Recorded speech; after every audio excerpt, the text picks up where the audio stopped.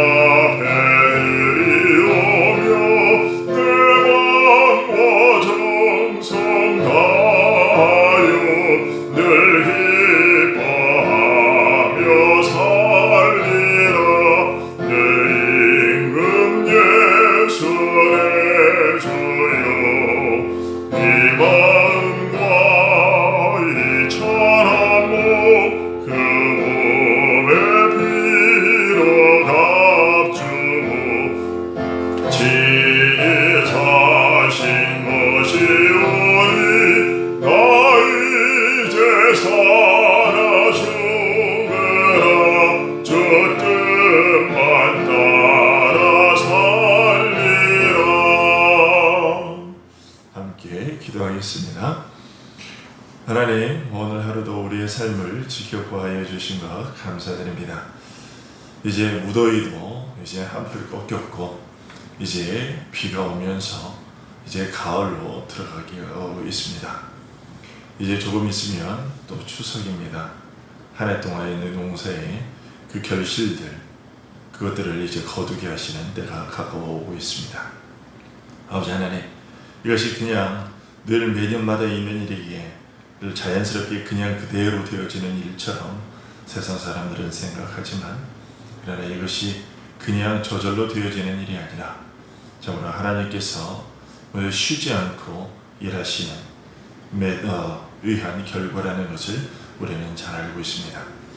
우리를 불쌍히 여기시고 우리에게 먹을 것을 공급하여 주시기 위해서 주께서 일하신 결과물이라는 것들을 우리는 알고 있습니다. 하나님께서 늘 이렇게 우리를 먹이시고 입히시기를 그렇게 기뻐하시는 분이신 것을 저희가 알고 오늘도 감사로 영광드리며 오늘도 그러한 하나님의 열심과 보호하심이 우리를 살게 하였음을 고백합니다. 아버지 하나님, 오늘 그 일들을 기억하며 이 저녁에 하나님께 감사로 영광 돌리오니 우리의 마음이 더욱더 하나님께 계속해서 감사로 넘칠 수 있도록 도와주시기를 간절히 소원합니다. 아버지 하나님, 하오나 오늘 우리가 이 저녁까지 우리의 육신에 안전하게 거하였지만 세상이 그저 잠시만하고 평안하였던 것은 아닌 것을 저희가 압니다. 오늘도 각 처에서 여러 가지 사건 사고들이 일어났고 또 많은 분주한 일들과 그리고 옳지 못한 일들이 일어났던 것을 우리가 압니다. 하나님, 그러한 일들이 오늘 우리에게도 닥칠 수 있었음을 우리가 늘 기억하게 하시고 그래야 우리가 늘 준비하는 마음으로 살아갈 수 있도록 도와주시옵소서.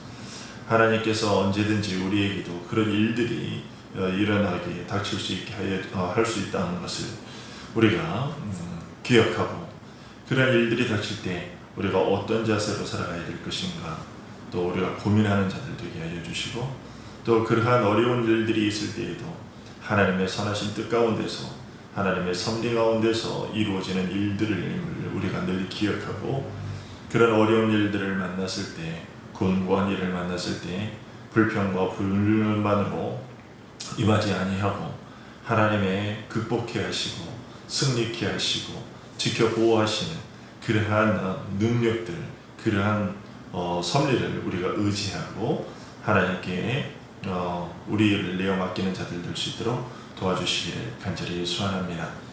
하나님, 오늘 이 저녁에도 주의 백성들이 하루의 일과를 마치고 말씀 앞에 선 것입니다. 하나님, 하루의 일들을 감당하느라 그 육신이 고단하고 피곤하여 말씀에 집중하지 못할까 염려되오니 하나님께서 오늘 이 저녁에도 그들에게 집중력을 허락하여 주시고 더불어 말씀에 대한 그런 이해들이 있게 하여 주시기를 간절히 소원하옵고 하나님께서 우리에게 주신 이 말씀들을 통하여서 하나님께 대한 우리의 자세들이 고쳐질 수 있게 하시고 거룩해질 수 있도록 도와주시기를 소원하옵나이다. 세상에 대하여 과연 우리가 어떤 자세로 살아가야 될 것인지를 깨닫고 고민하는 시간이 될 수 있게 하여 주시고 하나님의 은혜에 대하여 감사할 수 있는 시간이 될 수 있도록 도와주시기를 소원합니다. 하나님의 말씀을 듣지 아니하고서는 우리에게 믿음이 자라날 수 없다는 것을 우리가 잘 아오니 하나님의 백성들이 우리 양문에 속한 모든 가족들이 믿음이 자라날 수 있도록 하나님께서 말씀 앞에 그들을 세워주시고 그들의 마음속에 늘 마음을 사모하는 마음이 풍성하게 하여 주시기를 소원하옵나이다. 아버지 하나님, 또한 이 땅에 일어나는 모든 많은 일들을 헤쳐나가고 그 역경들을 극복할 수 있는 힘이 우리에게는 없음을 구하고 주의 도우심을 구하오니 아버지 하나님, 우리에게 이 험난한 세파를 이겨나갈 수 있는 이 시대의 그 죄악된 흐름과 맞서 싸워서 우리 이길 수 있는 그런 능력들을 공급하여 주시기를 간절히 소원합니다.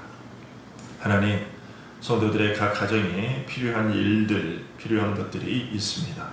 그것들을 주께서 다 하시오니 그것들을 채워주시고 또 사업하는 주의 백성들을 위해 주님께서 함께하여 주셔서 그들의 사업이 곤란한 지경에 빠지지 아니하도록 보호하여 주시기를 원하고 직장에서 수고하는 그 모든 수고들이 아름다운 열매로 그들에게 돌아올 수 있도록 은혜 허락하여 주시기를 소원하옵나이다. 아버지 하나님, 또 우리의 가족들 중에는 믿지 아니하는 가족들이 있습니다. 하나님, 그들을 주님께서 불쌍히 여겨주시고 그들이 하루속히 하루빨리 예수 그리스도를 영접하여서 온 가족이 하나님께 영광 돌리는 그런 믿음의 가정이 될 수 있도록 은혜 허락하여 주시기를 간절히 소원하고 또 우리 가족들 중에 또 태중에 생명을 잉태한 그런 가정들이 있습니다. 하나님께서 그 가정들에게 주님께서 함께해 주셔서 산모와 태아가 모두 다 건강할 수 있도록 주께서 지켜주시기를 원하고, 아직까지 불신의 상태에 있는 이들에게 주님께서 은혜를 베풀어 주셔서 믿음 가운데서 기도하면서 그 아이들을 양육할 수 있는 그런 부모들이 믿음의 부모가 될 수 있도록 은혜 베풀어 주시기를 간절히 소원하옵나이다. 오늘 이 저녁에도 다시 한번 우리가 아버지께서 우리에게 주신 말씀을 통하여서 우리가 하나님에 대하여 가져야 할 그 모든 마음과 태도들, 그것이 다시 한번 우리 마음속에 정리될 수 있도록 붙들어 주시기를 소원하옵나이다. 예수 그리스도의 이름으로 기도합니다. 아멘.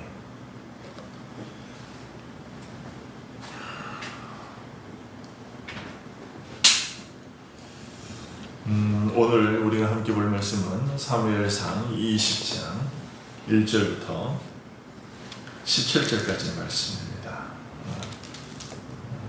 1절부터 17절까지의 말씀은 제가 봉독해드리겠습니다. 다윗이 라마나요스에서 도망하여 요나단에게 이르되 내가 무엇을 하였으며 내 죄악이 무엇이며 내 아버지 앞에서 내 죄가 무엇이기에 그가 내 생명을 찾느냐. 요나단이 그에게 이르되 결단코 아니라 네가 죽지 아니하리라. 내 아버지께서 크고 작은 일을 내게 알리지 아니하고는 행하지 아니하나니 내 아버지께서 어찌하여 이 일은 내게 숨기리요. 그렇지 아니하니라. 다윗이 또 맹세하여 이르되 내가 네게 은혜 받은 줄을 내 아버지께서 밝히 알고 스스로 이르기를 요나단이 슬퍼할까 두려움즉 그에게 이것을 알리지 아니하리라 함이니라.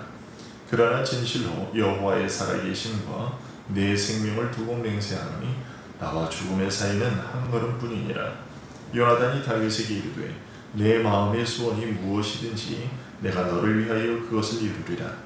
다윗이 요나단에게 이르되 내일은 초하루인즉 내가 마땅히 왕을 모시고 앉아 식사를 하여야 할 것이나 나를 보내어 셋째 날 저녁까지 들에 숨게 하고 네 아버지께서 만일 나에 대하여 자세히 묻거든 그때에 너는 말하기를 다윗이 자기 성읍 베들레헴으로 급히 가기를 내게 허락하라 간청하였사오니 이는 온 가족을 위하여 거기서 매년제를 드릴 때가 되매니이다 하라.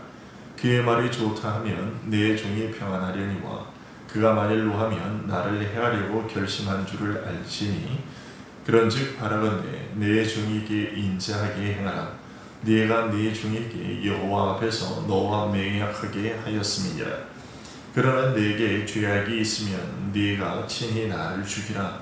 나를 네 아버지에게로 데려갈 이유가 무엇이냐 하니라. 요나단이 이르되 이 일이 결코 네게 일어나지 아니하리라. 내 아버지께서 너를 해치려 확실히 결심한 줄 알면 내가 네게 와서 그것을 네게 이르지 아니하겠느냐 하니 다윗이 요나단에게 이르되 네 아버지께서 혹 엄하게 네게 대답하면 누가 그것을 내게 알리겠느냐 하더라. 요나단이 다윗에게 이르되 오라 우리가 들로 가자 하고 두 사람이 들로 가니라. 요나단이 다윗에게 이르되 이스라엘의 하나님 여호와께서 증언하시거니와 내가 내일이나 모레 이맘때에 내 아버지를 살펴서 너 다윗에게 대한 의향이 선하면 내가 사람을 보내어 네게 알리지 않겠느냐. 그러나 만일 내 아버지께서 너를 해치려 하는데도 내가 이 일을 네게 알려주어 너를 보내어 평안히 가게 하지 아니하면 여호와께서 나 요나단에게 벌을 내리시고 또 내리시기를 원하노라.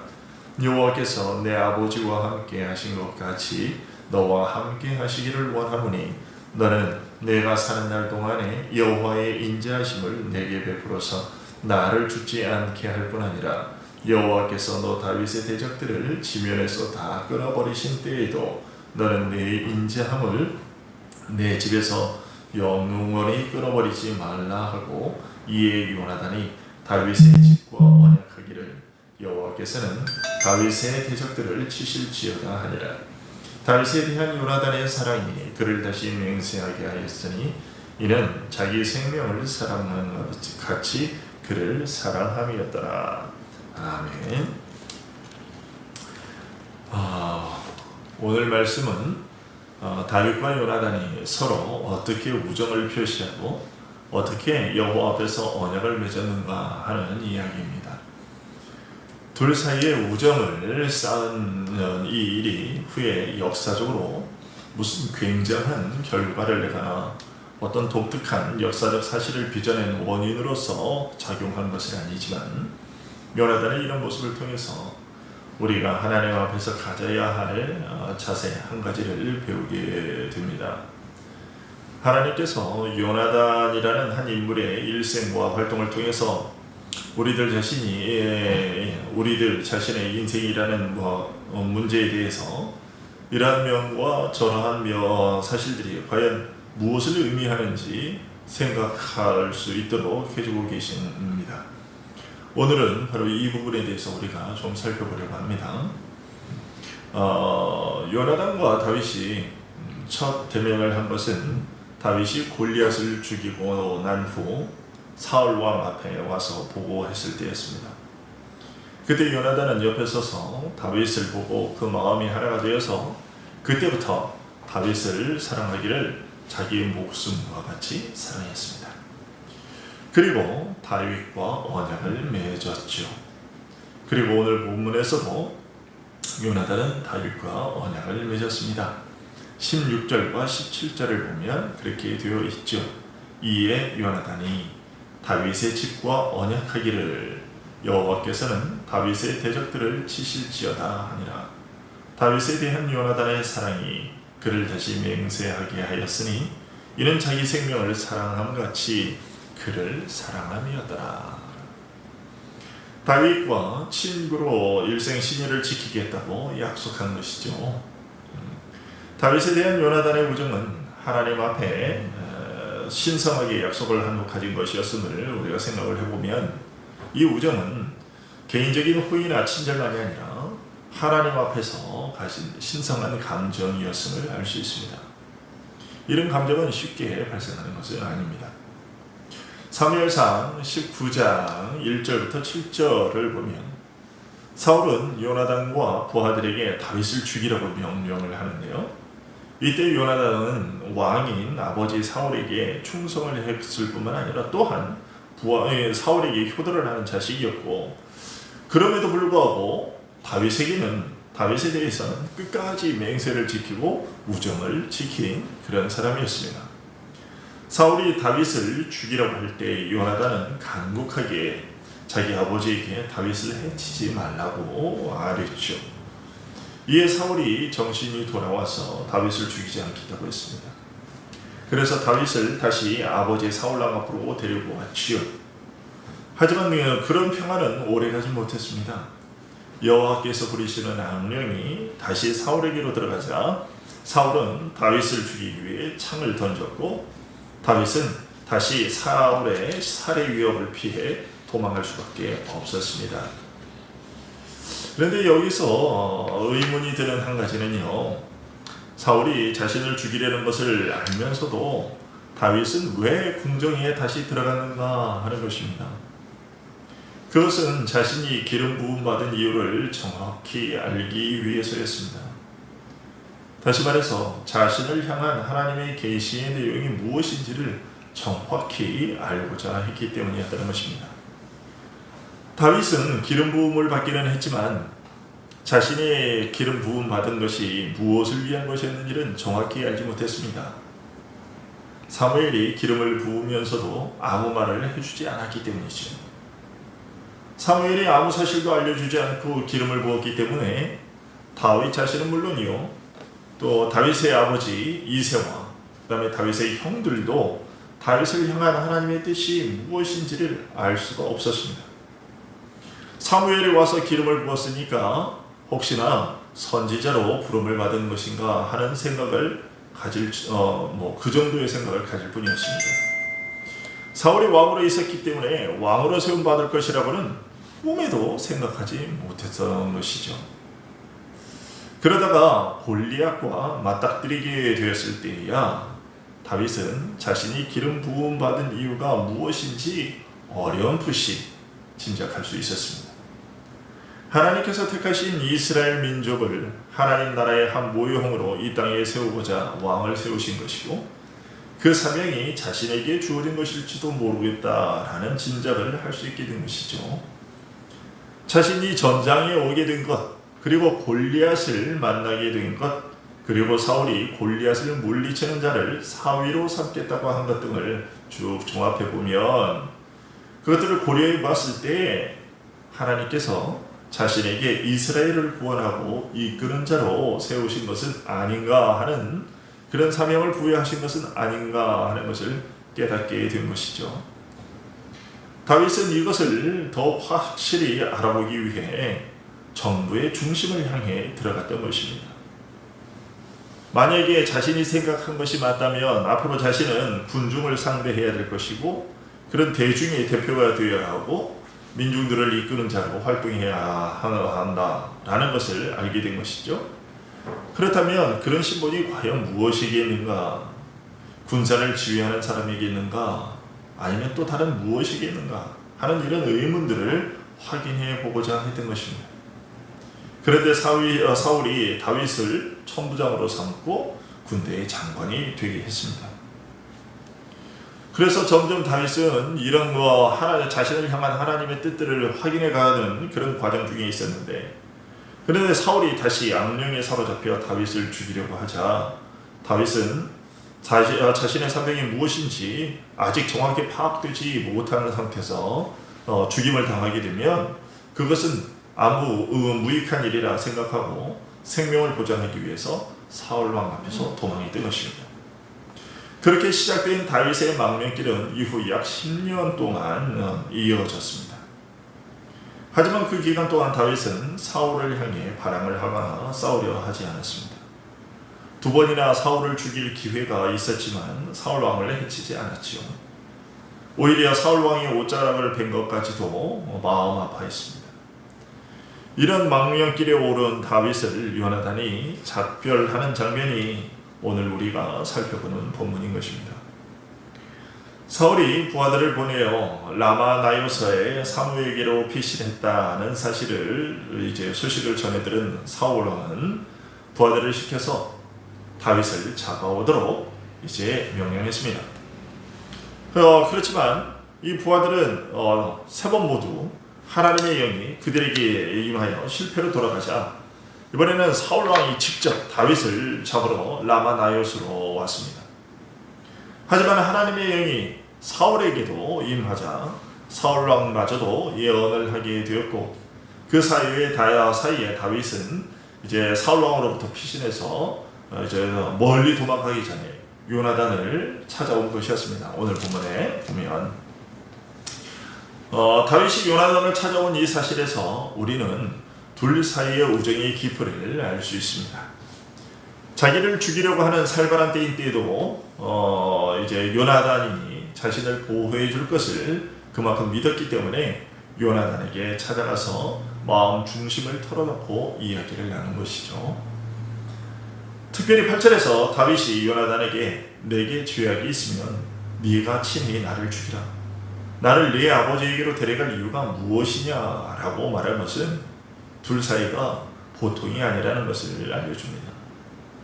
만일 내가 너의 아버지 사울 왕 앞에 죄가 있다면 내가 달기 받겠다. 그리고 내가 사울 왕 앞에 죄가 있다고 한다면 그것은 곧 요나단 당신 앞에서도 죄가 되는 일이 아니겠느냐. 그렇다면 굳이 나를 사울 왕 앞으로까지 데리고 갈 일 것 없이 요나단 당신이 나를 죽이면 될 것 아니냐 라고 말하는 겁니다. 요나단이 의로운 것을 믿고 공정하다는 것도 믿고 또한 우정을 믿은 까닭에 죽일 일이 있으면 너에게 당신의 손에 차라리 내가 죽겠다라고 한 것입니다.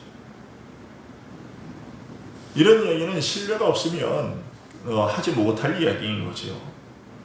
차라리 네 손에 죽는 것이 낫겠다라는 이런 말은 서로 사랑이 있고 신뢰가 있는 사람 사이에서나 할 수 있는 말인 것이죠. 그런데 다윗이 요나단에게 이런 말을 한 것이죠. 그런 것을 보면 다윗이 요나단에게 얼마나 깊은 신뢰를 보내고 있었던가 하는 것을 우리는 알 수 있습니다. 이처럼 다윗은 요나단에게 깊은 신뢰와 사랑을 보냈는데 우리는 이러한 요나단과 다윗 사이의 이런 기록을 보면서 한 가지 질문을 던지게 됩니다. 요나단이 이 세상에 나온 의미는 대체 무엇이겠는가? 왜냐하면 요나단은 사울 왕의 아버지가 왕이었으니까, 그리고 그가 첫째 아들이었어요. 요나단이 첫째 아들이었으니까 사울 왕이 죽고 나면 왕위에서 물러나게 되면 가장 먼저 요나단이 왕위를 계승할 그런 자였는데, 그런데 그러지 못하고 나중에 결국 이렇게 다윗을 보내주고 또 왕이 되지 못한 상태에서 나중에 아버지와 동생과 함께 죽게 된다 말이죠. 요나단은 효자였고 충신이었고 특히 가장 숭고한 우정의 모델이 되는 인물이었습니다. 그는 군대 지휘관으로서도 탁월한 능력을 가지고 있었고 용맹했습니다. 소수로 다수의 블레셋 군대를 공격해서 승리로 이끌었던 인물입니다. 이처럼 요나단은 그 누구에게도 뒤지지 않는 뛰어난 능력과 인격을 지닌 인물이었습니다. 이런 그의 인품은 왕이 되기에 부족함이 없었습니다. 신분적으로도 그는 합법적으로 왕위를 계승할 자였습니다. 요나단이 왕이 된다고 하더라도 백성들 중에서 그 누가 나서서 아니 어떻게 자격 없는 자가 왕이 될 수 있습니까? 너 요나단 당신은 자격이 없습니다 라고 말할 수 항의하고 반대할 그럴 만한 자가 아니었다는 것입니다. 요즘에 여야에서 이제 대통령 후보를 선출하는 일에 있어서 서로 자격이 있니 없니 그러면서 막 싸우고 있는데, 그런데 요나단에게 그렇게 말을 할 사람은 없었다는 거죠. 왜냐하면 요나단은 훌륭했기 때문에. 오히려 사울 왕이 군령을 어긴 죄를 물어서 요나단을 죽이려고 할 때에 부하들이 나서서 말려서 살릴 정도로 한 나라의 지도자가 되기에 손색이 없는 인물이었습니다. 그처럼 요나단은 아버지 사울 왕을 지지하고 또 그의 계승자가 되어야 하는 그런 틀에 있었던 사람이에요. 하지만 아버지 사울 왕 때문에 오히려 또 사울 왕의 파멸에 함께 묻혀버리게 됐죠. 아버지 사울이 선정을 베풀어야 할 그 옆에 선정을 베풀어야만 그 옆에서 보좌에 가면서 국정의 문제들을 알아가고 문제를 풀 수 있는 그런 지혜와 방법들을 또 배울 수도 있었을 텐데, 사울 왕이 다윗에 대한 시기와 질투에 눈이 멀어서 다윗 한 사람 죽이겠다고 국정을 내팽개치고 쫓아다님으로 인해서 요나단은 그런 것을 배울 수 있는 기회를 얻지 못했습니다. 요나단의 숭고한 도덕성 그리고 그의 능력들이 백성들 위에 펼쳐질 수 있었다면 참 좋았겠지만 그런 기회를 부여받지 못하고 후에 아버지 사울 왕과 두 명의 동생과 함께 길보아 전투에서 전사하고 말죠. 이런 전만을 보면 요나단의 인생은 별 의미 없는 삶을 살다가 그렇게 허무하게 간 것처럼 보입니다. 하지만 그렇지 않습니다. 뛰어난 능력과 인품에도 불구하고 왕이 되지 못하고 아버지와 두 동생과 함께 전사하기는 했지만 요나단의 인생의 가치는 왕으로서의 능력을 펼치는 데 있었던 것이 아니라 다윗과 우정을 나누고 그의 목숨을 살려 보존하는 데 있었기 때문입니다. 일반적으로 사람들은 태어남과 동시에 어떤 틀 안에 자동적으로 들어가게 되죠. 그래서 그 틀에 맞는 인생을 살아가게 되는 경우들이 허다합니다. 아버지가 왕이 됨으로써 아들인 요나단이 자동적으로 왕위를 이어가야만 하는 자가 된 것처럼 말이죠. 참된 인생의 가치와 보람을 드러내기 위해서는 그렇게 자신이 현재 속해 있는 그런 자리와 위치에 대해서 이 틀 안에서 사는 인생의 가치는 무엇이 되겠는가를 고민하고 비판할 줄 알아야 되는데, 대개는 그렇지 못하고 그냥 살아간다는 말이죠. 만약 내가 저 길로 간다면 어떨까? 그러면 가치 없이 열매 없이 살게 되지는 않을까 하는 것을 고민해 봐야 되는 거죠. 이것이 하나님을 알지 못하는 일반 사람들도 생각하는 가치 있는 인생을 살기 위해 요구되는 자세인데, 하나님을 믿는 사람들에게는 이런 고민이 더욱 절실히 요구됩니다. 그런데 요나단이 바로 그런 인생을 살았던 것입니다. 요나단, 오늘 본문에 요나단의 기록에서 우리가 배우게 되는 교훈이 바로 이것입니다. 우리의 눈에 어두운 것이 있다면 그것을 밝히는 일이 우리에게 필요한 겁니다. 내 의지와는 상관없이 자연스럽게 속하게 된 혈연, 지연, 학연, 경제적인 지위 등의 여러 조건의 틀에 빠져들어가서 아무 생각 없이 그저 시대정신의 노예로 살아가고 있지는 않은지, 세상 사람들이 다 그렇게 생각하고 그런 방식으로 살아가니까 나도 그렇게 묻혀서 살아가고 있는 것은 없는지를 비판의식을 가지고 돌아보아야 한다라는 것입니다. 과연 내가 그런 환경에서 꼭두각시처럼 그저 흘러가는 대로 사는 것이 나를 향한 하나님의 뜻이겠는지, 이런 것들을 생각해 보라는 것입니다. 프란시스 베이컨이 말한 4개의 우상 중에 종족의 우상이라는 것처럼 내가 자연스럽게 얻게 된 그 틀에 갇혀서 그대로 살아가려고 하는 그런 습성을 버리고 주님께서 내게 맡기신 사명이 무엇인지를 고민하는 그런 삶을 살아야 된다는 것입니다. 요나단은요, 자신이 세자의 위치에 있었지만 자신이 왕이 되는 것이 과연 하나님 앞에서 합당한 일인지에 대해서 고민했던 인물이고, 그런 고민 끝에 요나단이 깨닫게 된 것은 자신의 사명은 아버지의 뒤를 이어 왕이 되는 것이 아니라 하나님의 뜻을 따라 하나님께서 세우신 자가 왕이 될 수 있도록 그 사람을 돕는 것이었음을 알게 된 것입니다. 앞서 말씀드린 것처럼 요나단은요, 물론 그 아버지가 나중에 왕이 되었기 때문에 태어날 때부터 세자가 된 것은 아니셨지만, 그래도 후에 어쨌든 아버지가 왕이 되었고, 그래서 자기가 장자였고, 그래서 당연히 아버지 사울왕도 그렇게 얘기를 했지 않습니까? 아버지 사울왕도 내가 죽고 난 다음에 네가 나를 이어서 이 나라의 왕이 되어야 될 텐데 왜 다윗을 돕느냐, 이 어리석은 녀석아 라고 얘기할 정도로 그렇게 그것을 너무도 당연하게 생각하고 있었던 것이고, 또 주변의 다른 부하들도 사람들도 사울 왕이 죽으면 당연히 요나단이 왕이 되겠구나, 이렇게 생각을 다 하고 있었을 터인데, 그런데 정작 요나단은 자신의 인생에 대해서 그렇게 생각하지 않았다는 것입니다. 나의 아버지가 비록 왕이기는 한데, 내가 그래서 왕가의 자손에 속해 있기는 한데, 그래도 내가 과연 그 일에 합당한 자인가?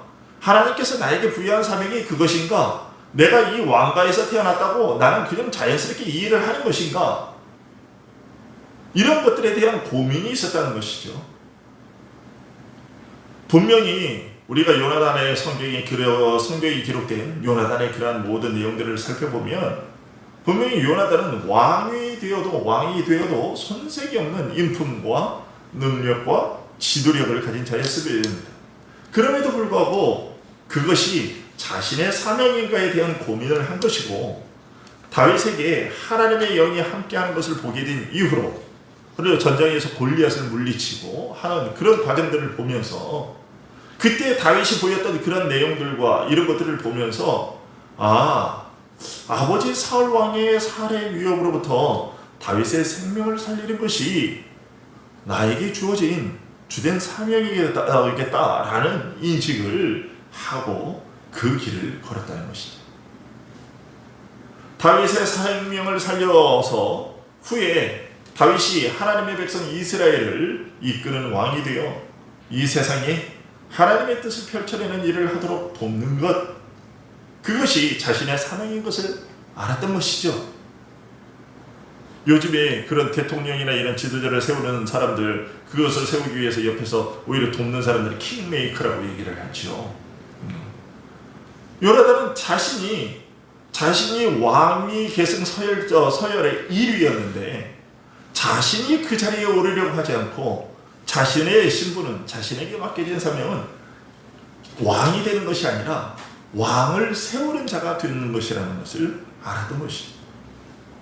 그렇게 함으로써 요나단 자신도 하나님의 뜻에 순종하고 이스라엘을 세우는 일에 일조하게 된다는 것을 알고 실천했던 것입니다. 이러한 삶의 고민이 우리들의 삶에 늘 있어야 하는 것이죠.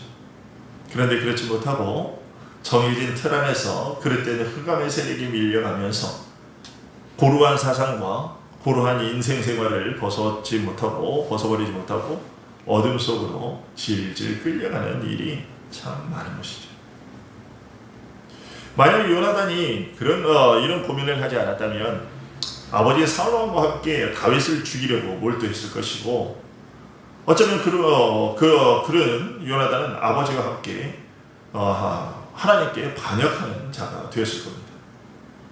왕위 계승자라는 그 틀 속에 자신의 모습만을 보았다면 요나단은 사울 왕과 같이 하나님의 버림을 받은 자가 되었을 겁니다. 하지만 요나단은 하나님 앞에서의 자신의 인생에 가야 할 길은 무엇인지를 고민했고, 그런 중에 다윗을 향한 하나님의 뜻을 보게 되었고, 자신의 사명은 왕이 되는 것이 아니라 다윗을 왕으로 세우는 것임을 알았고, 하나님께서 세우신 왕에게 자신을 굽히고 의탁하는 것이 곧 하나님의 은혜를 구하고 순종하는 일임을 알았던 것입니다. 그것이 하나님을 섬기는 일이라는 것을 그가 알았던 것이죠. 이러한 요나단의 믿음의 그 해안이 결국 후에 요나단의 아들과 그 사울 가문의 그 대를 계속해서 이을 수 있도록 한 거예요. 요나단의 아들 무비보셋의 생명을 살리는 길이 되었던 것이죠. 요나단의 아들 무비보셋이 다윗의 후원으로 생명을 연장하게 되고 안정된 삶을 살 수가 있었던 것인데, 그런데 그것은 단순히 다윗이 아버지 요나단과 맺은 맹세 때문에 그런 인간적인 정리 때문에 살린 것이 아니라, 그것은 이제 하나님께서 자신에게 주신 사명이 무엇인지를 깨달은 요나단이 그 하나님의 뜻에 순종하고 자신을 굴복시킨 것에 대한 하나님의 은혜 베푸심이었습니다. 겉으로 볼 때는 다윗이 요나단하고 친하게 그렇게 지냈으니까, 그래서 맹세한 것이 있으니까 그렇게 지켰다, 그 덕분에 산 것이다, 이렇게 생각할 수 있지만, 사실은 더 깊이 들어가 보면 요나단이 자신에게 주어진 하는 그 사명이 무엇인지를 제대로 인식하고, 그래서 인간적인 욕심을 부리지 않고 하나님의 뜻에 굴복하고 순종하고, 그래서 하나님께서 세우신 그 왕, 아직 왕이 되지는 않았지만 장차 왕으로 세워질 그 다윗에게 자신을 굽힘으로써, 그래서 결국은 하나님의 은혜가 그에게 임하도록 그렇게 된 것입니다. 세상은 그저 이 세상에서 부자로 잘 먹고 잘 사는 것이 전부인 줄 알고 그것만이 성공한 인생이라고 여기면서 그 사고방식으로 모든 것을 판단합니다. 하지만 하나님은 오늘 요나단의 인생을 통해서 인생의 가치는 그렇게 꼭 왕 같은 자리에 오르는 것만이란 그런 데에만 있지 않고, 하나님께서 뜻을 두신 자가 세움을 입도록 도우며 자신을 낮추는 것도 가치 있고 의미 있는 인생이라는 것을 알려주고 계십니다. 그러니까 진짜 우리 인생의 가치는 무엇이냐면, 내가 이 세상에서 어떤 지위를 누리고 사느냐 거기에 있는 것이 아니라, 하나님께서 나에게 맡겨주신 사명이 무엇인가, 나의 자리는 어디인가, 이런 것들을 진지하게 고민해보고 그 일들을 감당하는, 그 자리에서 그 일들을 감당하고 또 세우는, 그렇게 하나님의 뜻에 순복하면서 우리에게 맡긴 일들을 그렇게 살아가면 그것이 곧 가치 있고 의미 있는 인생이라는 것입니다. 세상 사람들이 볼 때는 별것 아닌 인생일 것처럼 그저 허무하게, 그냥 허망하게 이제 허망한 인생을 산 것처럼 그렇게 보일지라도 하나님 앞에서는 절대로 그렇지 않다는 것입니다. 여러분, 우리가 날마다 오랜 고민을 이렇게 하면서 살아야 됩니다. 이런 원리를 인식하고 이런 원리 아래서 우리 자신에게 주어진 사명을 감당하는 그런 자가 되어야 될 텐데, 그러기 위해서 항상 이렇게 진지하게 고민하는 일이 필요합니다. 하나님께서 나에게 부여하신 사명은 무엇인지를 깨닫기 위해 또 늘 말씀을 살피고 기도하는 일이 우리에게 필요한 것이죠. 여러분, 지금 우리가 세상에서 이 세상에 살면서 내가 어떤 직업을 가지고 살아가는지, 그것은 우리의 인생의 가치를 결정하는 그러한 잣대가 되지 못합니다. 중요한 것은 무엇이냐? 그것은 하나님께서 나에게 맡겨주신 사명이 무엇인가? 그것을 깨닫고 그것을 실천하며 사는 것이 중요한 것입니다. 사울은 이 일에서 실패한 것입니다.